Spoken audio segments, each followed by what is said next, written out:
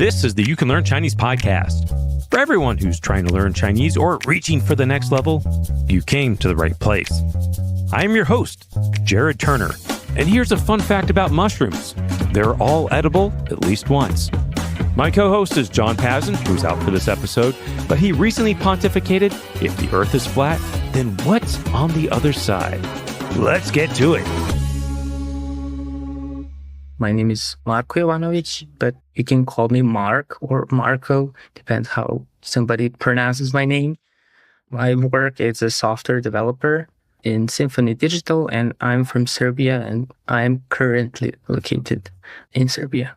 All right, Marko, why did you start learning Chinese? So I started learning first Japanese, and I think a lot of people might relate to that. I think I might not even be the first one, like starting with Japanese and then Chinese. I've had a number of guests who'd started learning Japanese first. In fact, John majored in Japanese, our co-host, John Pazin. So then went to Chinese. So you're not alone, but okay, I'll divert my question a little bit. Why did you start learning Japanese first? I had quite a big love for anime, and generally for the language just sounded pleasant. So I was like, okay, let's learn this language. And I would say I was learning it on and off. Like sometimes I would have a pause of 2 weeks, sometimes 1 week, but it was a journey that lasted 1 year, and I went through the Genki 1 and Genki 2. And then at one point I thought to myself, oh, in Serbia, there are not much Japanese people. I already acquired certain number of kanji. So I was like, okay, I know some kanji. I could probably learn Chinese. Like there's quite a lot of Chinese people here in Serbia having different shops or restaurants. So I was like, okay, let's learn Chinese.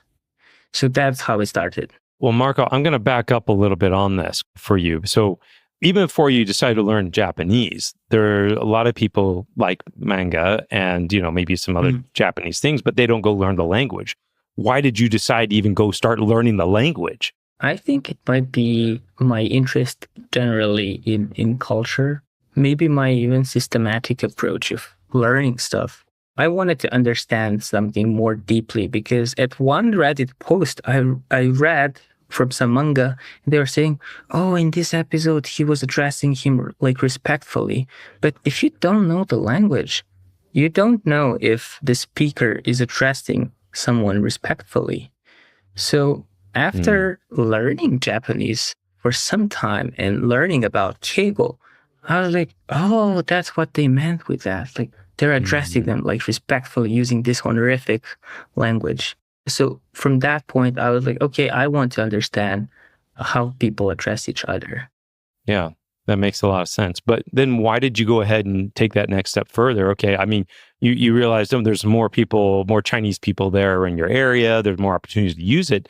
But once again, why did you decide, all right, I'm going to go ahead and learn Chinese now? I think everybody who started learning Chinese, what did, they first Googled like, oh, is Chinese difficult to learn? So I did that. And there was one post saying there are no conjugations in Chinese. So Chinese is really easy language. So I was like, okay. Piece of cake. No conjugations. Yeah, easiest language, right? Yeah. I'm going to be fluent in 1 year.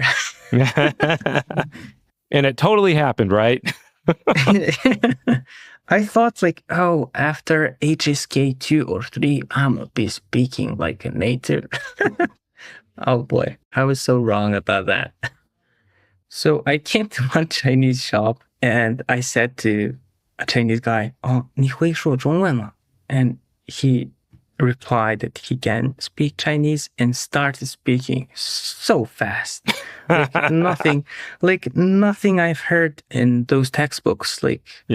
He was speaking with the dialect. He was even, I think, using a lot of Chinese people that I speak to even use Chengyu, in a regular speech. So Chengyu, idioms. Yes. Yeah. I wouldn't understand anything.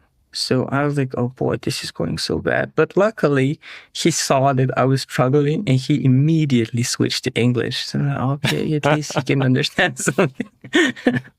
That's funny. A disaster first encounter, right? Oh, yeah. How did that change things for you at all? For myself, it might be disastrous, but in a lot of cases, when Chinese people hear someone using Chinese, I think everybody that has been on this podcast could confirm this, that if you speak some Chinese, even if it's a little bit, they're gonna compliment and say, "Oh, 你的中文非常好." Yep, that's right. So they don't have anything bad to say about it. I remember I came in one time into the store and I said to the Chinese lady, 新年快乐, Happy New Year. Yeah. And she just immediately had a smile on her face. And that made me so happy. And I was like, okay, this is a way to connect with people, with the language. That's beautiful. And another thing that made me learn Chinese, and this is something that I overstated, I think, is basically I didn't have a big goal, I don't know, have a Chinese girlfriend, find a job in a Chinese company. I was like, I just want to make Chinese friends. They came from such a far place. Here in Serbia, we're such a small country, 6.7 million people, the whole country. So I was like, okay, I want to hear their story. I want to hear their struggles here. And I realized I can learn this language and have a connection with them. Oh, that's really neat. That's really neat. So Marko, I want to back up a little bit because, you're from Serbia. So Serbian is your native tongue, which would mean English is your second language. And so it's kind of two questions here. Number one, when and how did you learn English? And then the second question is, did you have to essentially learn English before you could learn Chinese because of language learning materials? Oh, that's a really good question. Especially I would say the learning material. Learning English was a mix of everything, I would say. Video games, music, series, movies, and I would say I should give some prop to school as well, because we had a really rigorous teacher that would make us learn 60 irregular verbs a week. Wow. And we have to remember that completely. So I would say that helped me immensely to learn English. But again, I would say consuming various media across different platforms also helped me develop the fluency. Oh, that's great. That's great. And then I'm curious then about Chinese, because this is something I've encountered with, non-native English speakers from other countries. Oftentimes there's not Chinese learning materials for, in your case, maybe Serbians who speak Serbian. So maybe you could talk about that a little bit. So as of the materials and learning materials, I would say that English played a big role. So in Serbian, if you want to learn Chinese with Serbian language, I would say good luck. There's almost no material. There is some, but most of it's available only for people who wants to study and go on the university. And since I'm working as a full-time engineer and I went to a software engineering course on my university, I didn't have that luxury to go to the uni and just dedicate myself fully to the Chinese and to get access to those books. So yeah, English helped me there tremendously. And this is also why some people here in Serbia could pass on a comment oh, you've been living here for such a long time. Why didn't you learn our language? But the fact is, there's no material to learn. Even Serbian, if Chinese people want to learn Serbian, it's also really hard. That's something I was curious about as well, because when you shared that story of your first experience trying to speak in Chinese to somebody, he responded in English. I guess he switched to English once he realized, oh, this might be a little too difficult for you at this time. And so is that common? Do a lot of Chinese people, do they even speak Serbian? I would say it's 50-50. Really? Okay. So one of the Chinese that I met in one of the local restaurants here in my hometown that I'm in, nobody speaks even English or Serbian, just Chinese. Really? And then I met a couple of Chinese friends that speak almost fluent English. I was I was surprised. So that's how I get by. And tell us, what city do you live in? I live in Novi Sad. That's a little, I think, on the north end, right? Yeah. Okay, because I know Belgrade is is the biggest city there in Serbia, right? Yeah, it's the capital city. How far from Belgrade? Around 80 kilometers. Okay, so 80 kilometers, 50, 60 miles. So for us, Yeah. for us Americans, right? Okay, no, that's good. That's good to know. So it sounds like most of the Chinese people there, they will speak English or Chinese, or speak to only Chinese or Chinese and English, and maybe some speak Serbian? Yeah. Some speak actually Serbian, and this friend that lives basically 1 block away, his shop is basically 1 block away, and he would always say, "Oh, my Serbian is really bad." And I went to his store one day, and a customer started speaking to him, and he understood everything and even Wow. replied in Serbian. And I was like, "Hey, you speak Serbian really well. Why do you say you don't speak it?" And I'm like, he was really humble about it. But I think that his Serbian is actually good. Oh, that's great.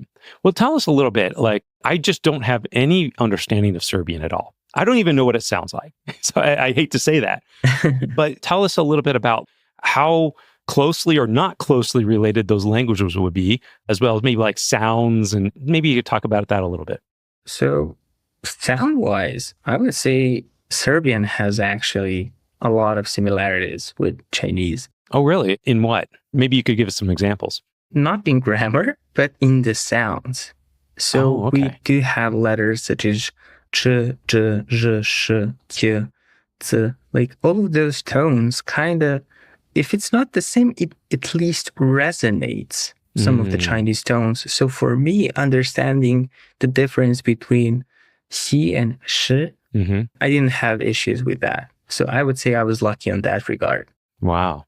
Oh, that's interesting. So again, I'm super curious, Marko, and it's terrible. I almost want to like ask a question, say something in Serbian, right? You know, it's what people say something in Chinese, you know, so maybe you can tell us like, you know, what you ate for breakfast this morning so we can get an idea of maybe what it sounds like and how it might relate to Chinese.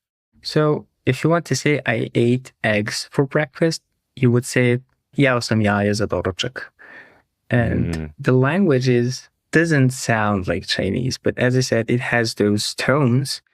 And I would say beside that, there is like a huge difference between grammar in Serbian and Chinese.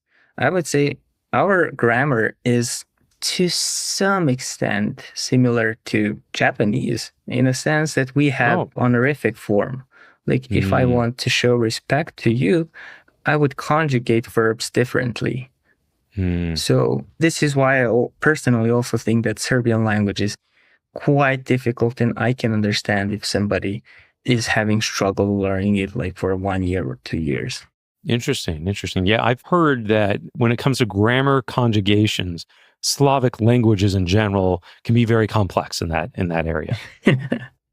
I was not aware so much of it until I started learning languages. So I don't know. At this point with the English, I feel like it's my native language. And your English is fantastic. And, you know, a lot of Americans, they listen, do you have an accent? You know, that's kind of one of the things a lot of, you know, Americans, they'll listen for. But I'd even say on that measure, it's very slight. So you have very, very good English. Thank you. I have one friend at university that had like perfect English, and he had C2.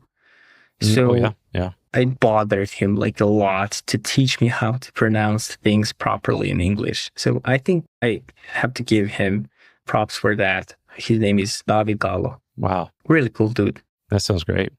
Well, then tell me a little bit more about like, hey, what were you doing then to actually learn Chinese? From what I understand, you did a lot of self-studying, and you said, okay, I guess a lot of the materials you were using were for English speakers, right? Yeah. So most of the study material, and I just want to point out this, that most of my time I spent learning Chinese alone.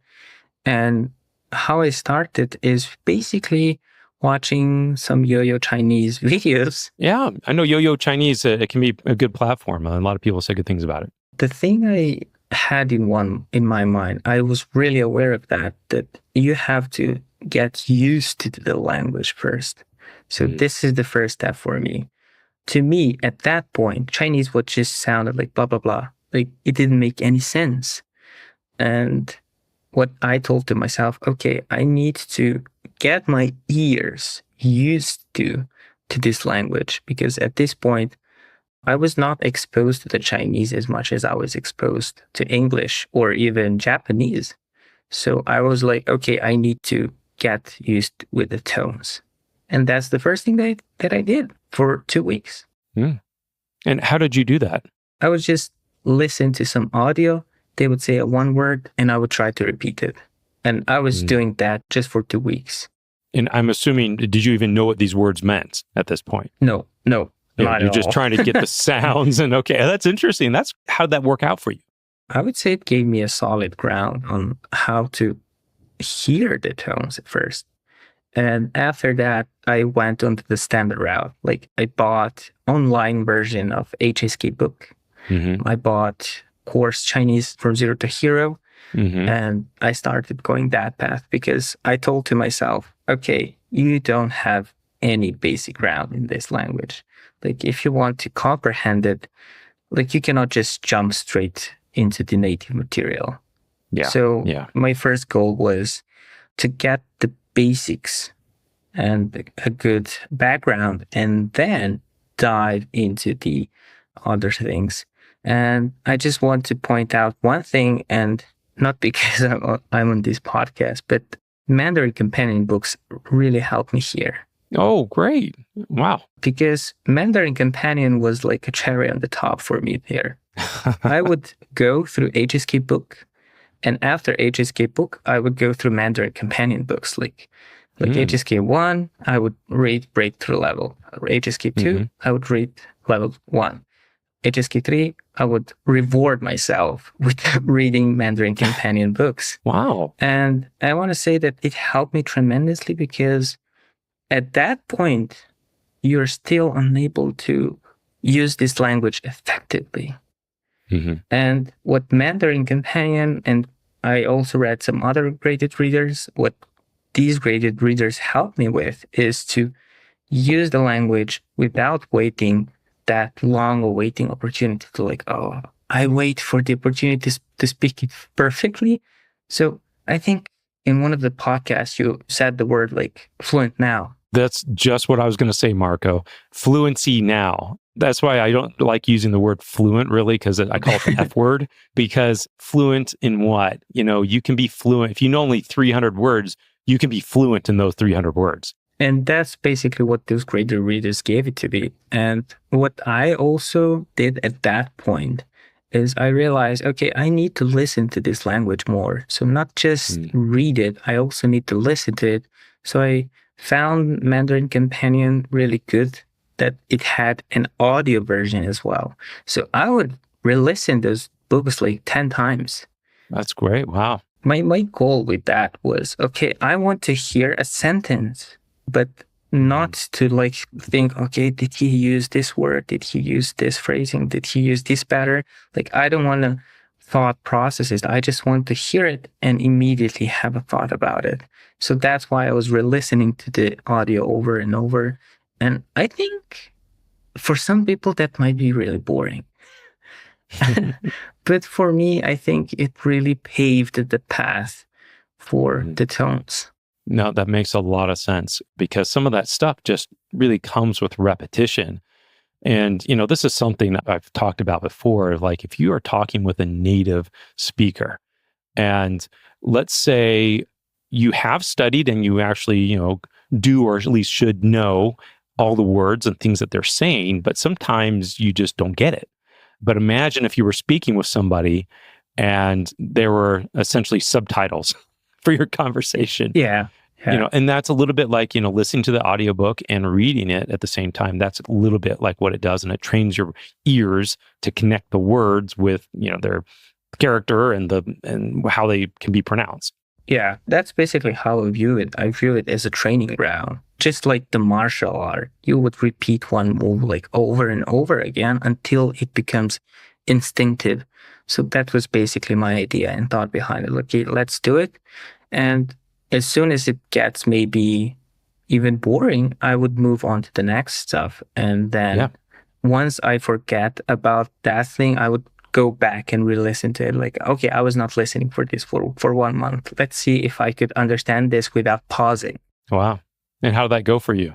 I would say it feels really rewarding. Mm-hmm. When you play an audio and you don't have to pause it to understand certain aspects of the conversation. Like, oh, it makes you feel proud. I understood this without a pause. Wow, that's fantastic. We're going to hear more of your story, Marco, but there's a little tangent here. When I talk a lot about like extensive reading and using graded readers, like your experience is it kind of brings together a lot of these things. Is that you develop a bit of a reading speed, you don't need a dictionary, and what this does for you is it develops this concept of automatic processing, of where you're reading, or in this case also listening, and that you're not translating in your head, you're understanding it in the language. And you're not listening to every word, you're now understanding with ideas. Because that's like how we speak and actually how we listen. You don't think about every word you're going to say. You just have the idea in your head, what you want to say, you open your mouth and the words come out. If you are proficient enough in the language and if your brain can automatically process that language. So that's a big thing that extensive reading does for you. And graded readers, you need that are level materials for reading, because it helps your brain to make sense of the entire language. Because you see everything in context. You see natural language, strings of words where you don't have to stop all the time. And it's crazy because you can just read like you did, and it doesn't just improve your reading speed, it improves your listening and speaking, even if you're not practicing it. And that the research shows that. It's mountains of research behind that. It's amazing. So anyway, okay, back to you. I would just want to point out that, for example, the first time I encountered the ba structure. Yeah, grab. 把这个东西做什么? Yeah. So I was thinking to myself, like, when I'm going to use this? Like, when I'm going to get used to this? But after, I don't know, maybe 6 months, as you said, it became part of me. I was no longer processing that in my head. So whenever I would hear a ba structure, I wouldn't need to translate it and think about, okay, what does this mean? Like, it would immediately make sense. So yeah, I just wanted to connect on that, because as much as repetition might sometimes be monotonous to some people, and yeah, I would say definitely it is. But again, I just want to stress out that you have to, like, if you didn't have exposure to this language before, you have to somehow tell to your brain, hey, this is a new thing we will be doing from now on, and get used to it. That's wonderful. And, reading is an excellent way to just get exposure to natural or normal-ish kind of language. For me, the reading is good because it's like a slow motion. I don't need to stop you and be like, oh, what does this mean? And then you tell me what does this mean. Like, I can take however much time I need and just look up the word, see the similar words, see the differences. And at the beginning, it was a bothersome process to do this, but I'm now starting to really enjoy it. Like, okay, I can look up this word. So this is why I really like reading. Like, you're in a slow motion and you can look up anything you want. You saw a weird pattern? Okay, Google it. And it's hard to do that during a live conversation, right? Hey, can you stop to 等一下? You pull out your phone and look something up and Google, okay, yeah. 继续吧, right? Tell me a little bit more about, you have been studying Chinese and you have been studying for quite a while, but you've had some opportunities to really use Chinese and make it a little more relevant in your life. Maybe you could talk about that a little bit. I would say, first of all, I'm a bit shy person. If I need to go somewhere, it would take me some time to cuddle up the courage. But once I do it, as I said, like approaching a random stranger and just start talking to him. So the first thing that I did, and I think it was like 1 year after studying Chinese, I went to the restaurant and I said to myself, okay, I'm going to order in Chinese. Now that's adventurous. So I remember in Novi Sad, a new noodle shop was open and there was this Chinese lady. And I came inside, I said, 你好,我要牛肉面条. And her face was so delighted. And she just started, if I was fluent, she just started speaking so fast. And I was like, and the first thing that I was like, putong. I don't understand. And at one point I was sitting there, I ordered food, I was waiting for the noodles, and Chinese lady came to me and just gave the mobile phone into my hand. I was like, what is happening? And I realized that she cannot speak Serbian. So because somebody was ordering food in Serbian, she just gave me the phone and like, wow. talk to the customer. So I talked to the customer. He said what he wanted. And then I translated that back to her. Wow. And I was so proud at that moment. I was like, okay, I was able to translate this to the lady and help her serve this customer. Yeah, that was one of my first encounters. That sounds pretty cool. And I want to hear a little bit more about this specific experience, or I imagine this has also happened at other times. Okay, from you translating from Chinese to Serbian, because, I understand that most of your Chinese learning, usually adults can learn faster, than kids. This is true a lot of times. Oh, we need to learn like a child. Well, you remember it takes a child, 10, 15 years to really develop their fluency in that language, right? Yeah. But you leverage one of your languages to learn that second language. And so from what I understand, you largely used your English to learn Chinese. And so were there any kind of like maybe misconnections or things you had to do to kind of like, in your mind, is kind of Serbian like two separate and Chinese two separate things, or how connected were they in your brain, and how did that translation work for you? I would say I did have those moments. Some English words are not as descriptive as Chinese. Chinese like sometimes go too much into the details. And first thing that comes to my mind is a word fall. Like there's so many ways to say like fall, to fall down. To fall down in Chinese. Yeah. Like 摔掉, 撞, and then 落. And I was like, what is the difference between all of these things? And then I translated some of them into the Serbian, and I was like, okay, in Serbian, we do have certain scenarios where we use different words to say the fall. So like, okay, this is one of the struggles of using one language to learn the third language, because I have to like mix all of them to get around the idea, like what are the similarities and stuff like that. No, that's interesting. And so, like, how was that for you then, like, trying to translate from Serbian to Chinese? Because I understand you had also some story, like helping someone to apply for a visa, right? Yeah, that happens actually recently. Another restaurant in my hometown, Zrenjanin, opened a Chinese restaurant. I met the owner, I met the workers, and I had a really good chat with them. And one day, the Chinese lady asked me if I could do a favor for her. And I was like, yeah, sure. And she came with her friends in the car. And this was the first time I had to use full Chinese. Like nobody spoke English, nobody spoke Serbian. It was just Chinese. So that was the first time I went to the car and we rode to a station, because her nephew had an interview for the visa. For a Serbian visa? That's for the Serbian visa, yeah. Okay, got it. So I came into the room and there was an inspector, and the first thing that he told me is to be careful, because if I mistranslate anything wrong and they don't get the visa, they could sue me because I mistranslated something. So, okay, I was like, okay. Sounds high stress. High stress, yes. So I was like, okay, let's make a deal. Like, if I cannot translate something at all, I'm going to tell it right away.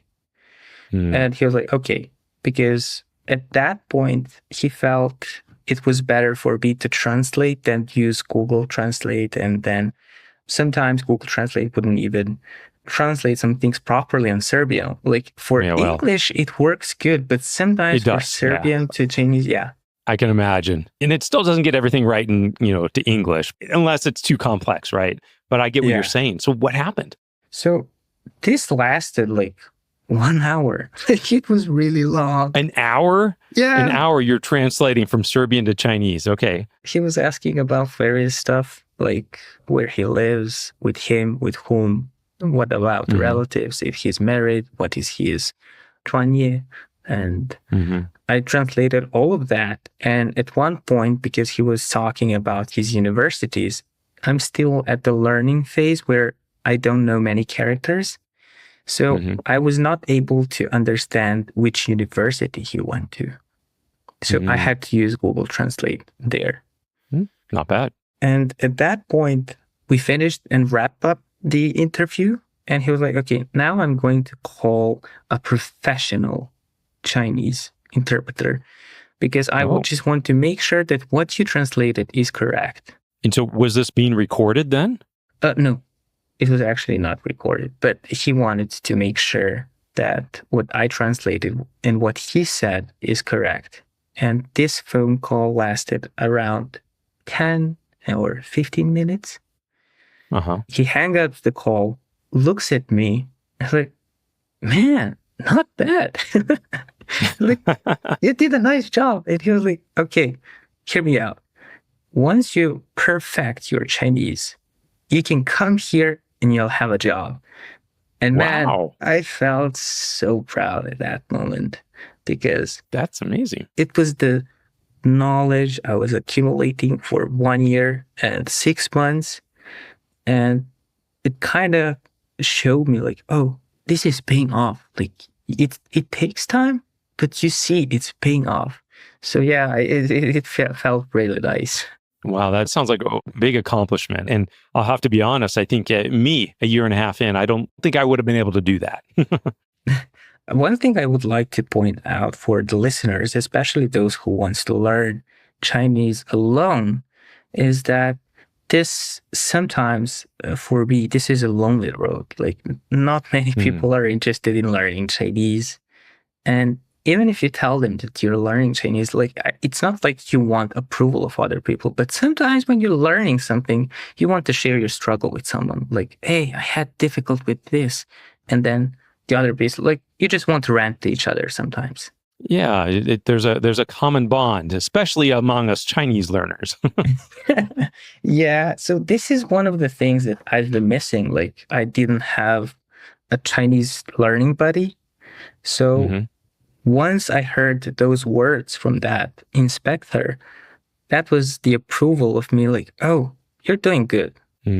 Yeah. And I would say, even if you make, I do have Chinese friends, but I still cannot like bother them too much. They have kids, they have family, they have job, and I cannot just be constantly like, oh, teach me Chinese, teach me Chinese. Like I'm aware that I cannot do that. So I would say finding a learning partner, like you don't have to learn together, just rant to each other. Like, oh, Chinese, so difficult. Well, have you encountered or have you met other Chinese learners there in Serbia? So far, I think I met just one. Oh, really? Just one? I met just one person that is learning Chinese. And remember that shop I was talking about in Novi Sad? So that Chinese lady employed one girl to work there. And she is basically studying Chinese. Interesting. On the university. So that was the first person I met. And I was like, oh, I found somebody finally who is struggling like me. That's great. Wow. That's really interesting. So you are very unique, right? There in Serbia. Not a lot of other Chinese learners. You know, Marko, something else I want to point out here is that when you're learning Chinese for about a year and a half, but a lot of times people would kind of think, oh, you got to learn Chinese this long, but really it's a bit more about the time that you're putting in. So maybe you could like talk about that a little bit. Like how much time are you actually putting into learning Chinese? And talk about that effort and that is taking you to even progress to where you are now. So differently from Japanese, where I had those moments of like pausing for a 1 week or 2 week, with Chinese, I said to myself, okay, this have to be different. Like this have to become a discipline, a habit. So what I did is at the beginning, I was dedicating like between 1 to 3 hours a day of learning Chinese. Yeah, that's significant. If I have too much obligations, sometimes it would be just 30 minutes. But for example, if it's a weekend and I don't have work, I would dedicate to up to 4 hours. Like it depends how I feel. But what I said to myself, it has to be like every day. And I think that helped me a lot. No, that's great. Well, tell me then, like, what kind of keeps you going? Because not everybody, spends that much time, learning Chinese. And so I will say, Marco, you're a little bit more, on that tie-in, probably people really putting a lot of time into it. But, Chinese is difficult. And, we hit certain walls, if you will, and barriers. And what's kind of helped you continue going and keep learning? What's kind of fueling that desire for you? I would say different aspects, like the culture, the food. Especially, I was watching one YouTube video. Maybe you heard about him, Lucas Sin, like a great chef. Like he talks so passionately about food. You just want to become a cook yourself. So I would also listen to Chinese music. And then again, there are YouTube channels. I was watching Little Chinese Everywhere. Like she would travel around China and showing how people live in the rural areas, their traditions. So I was getting to know how it is in China, because before that, I didn't have any exposure to China. I didn't know what to think anything about Chinese. So this was like my first exposure, and this was actually helping me staying on the track because I had so many things to learn about. And I want to say that even You Can Learn Chinese podcast also helped me there, because sometimes when I would want to just drop everything, I would just listen to some podcasts, and there are many beautiful guests that persisted in Chinese, and you get to hear a lot of those different stories. And as I said, you want to have somebody to rant to.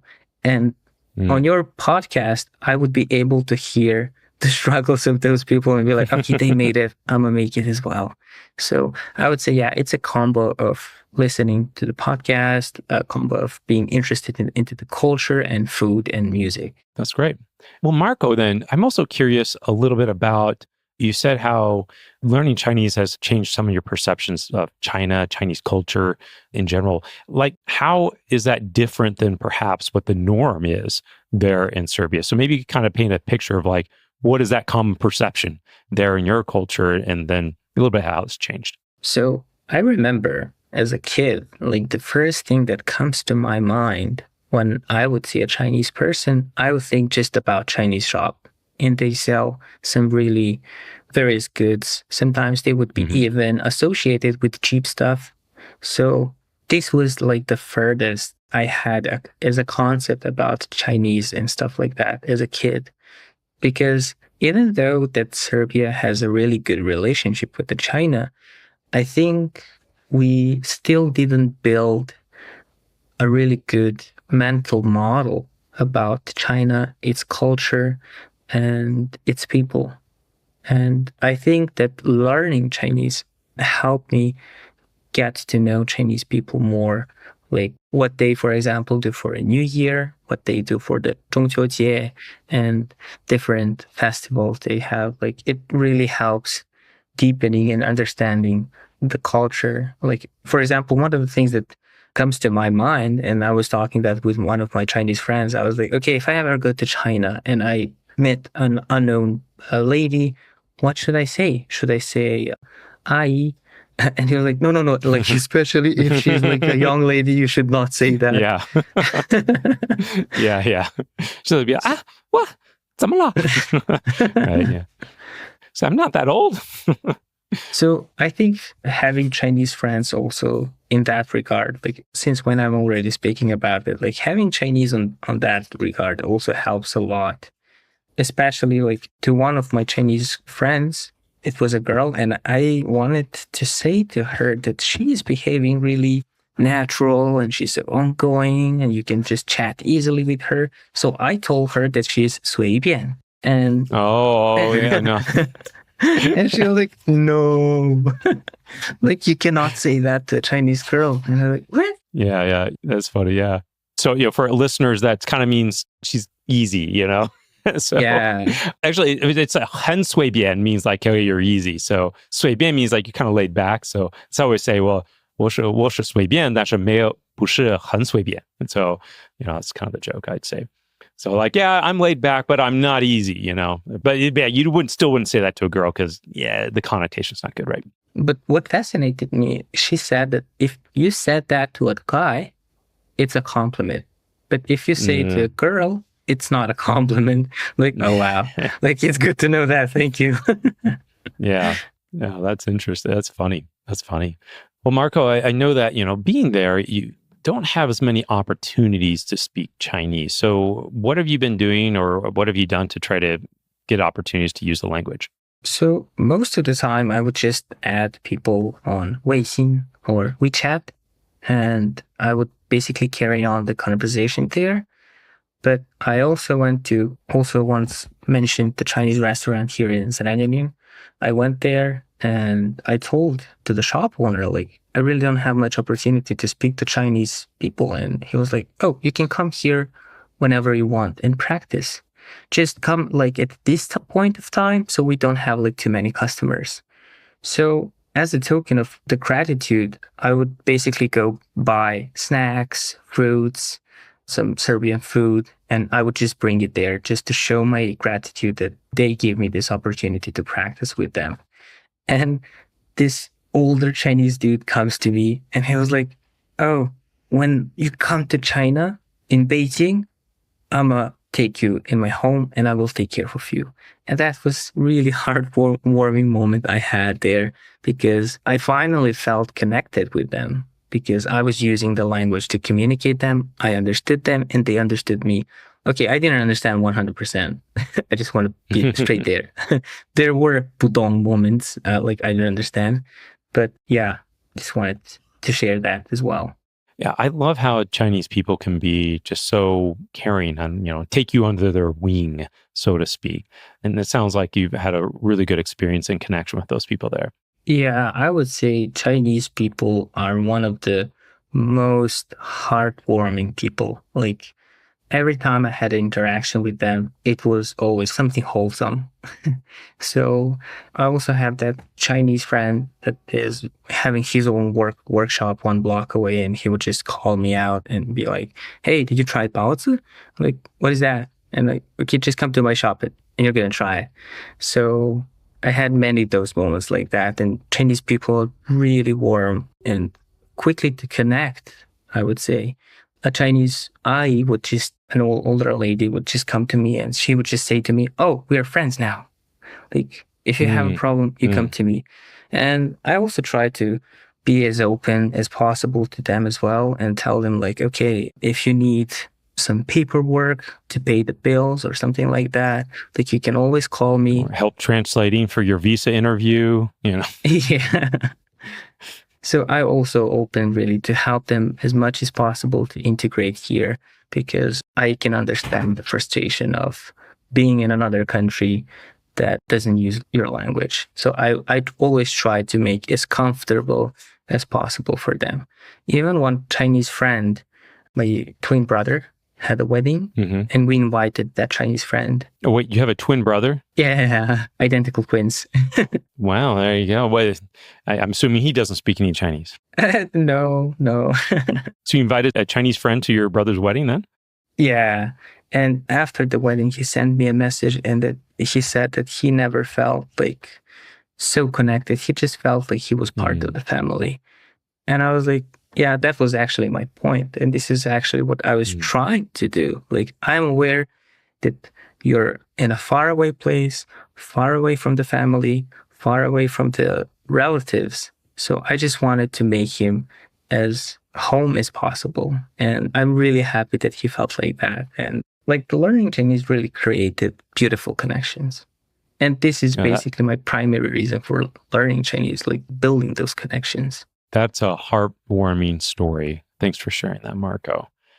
Well, Marko, if you could give some advice to someone else who's learning Chinese right now, what advice would you give to them? Actually, there's plenty. First and foremost, be patient. No matter which blog post you read, like Chinese is easy language, trust me, it takes time. Like even after a year, if you cannot like hold a daily conversation, don't be discouraged because it's normal. So first thing, be patient. Second thing, don't set overly large goals. Because if you set like goal, like, oh, I want to read this book, like, I don't know, in 3 months, and then it took you like 8 months, it will just devastate you. You will be kind of disappointed in yourself because you didn't reach that goal. So I will also say, okay, set goals, but be realistic about them.